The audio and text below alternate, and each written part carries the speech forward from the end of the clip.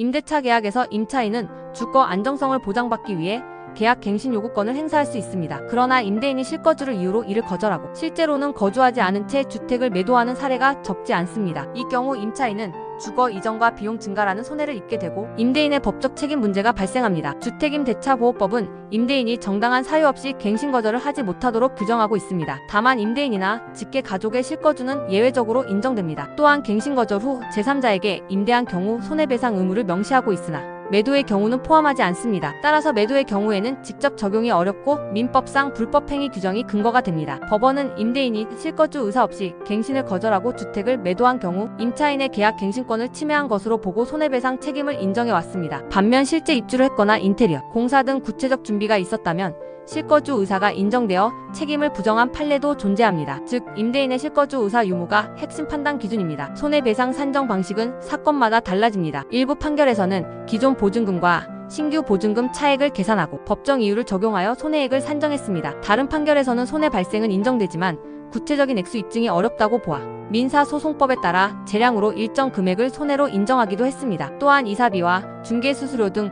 부수 비용도 손해배상 항목에 포함되었습니다. 이처럼 배상액 산정은 구체적인 사실관계와 증거 확보 여부에 따라 크게 달라질 수 있습니다. 임차인이 실제로 부담한 비용과 손해를 얼마나 명확히 입증할 수 있는지가 결과에 큰 영향을 미칩니다. 따라서 임대인의 거주 준비 여부, 매도 시점, 전입신고나 인테리어 여부 등의 자료를 확보하는 것이 필수적입니다. 결국 실거주를 이유로 한 갱신 거절 후 매도가 문제되는 경우 임차인은 임대인의 행위가 정당했는지 여부를 따져 불법행위 성립을 주장할 수 있습니다. 이사비, 중개수수료, 대출이자, 보증금 차액 등 실제 손해를 입증할 수 있다면 손해배상 청구 가능성이 높아집니다. 단순히 법 조문만 보는 것이 아니라 사실관계와 증거에 따라 결과가 달라진다는 점을 반드시 유념해야 합니다.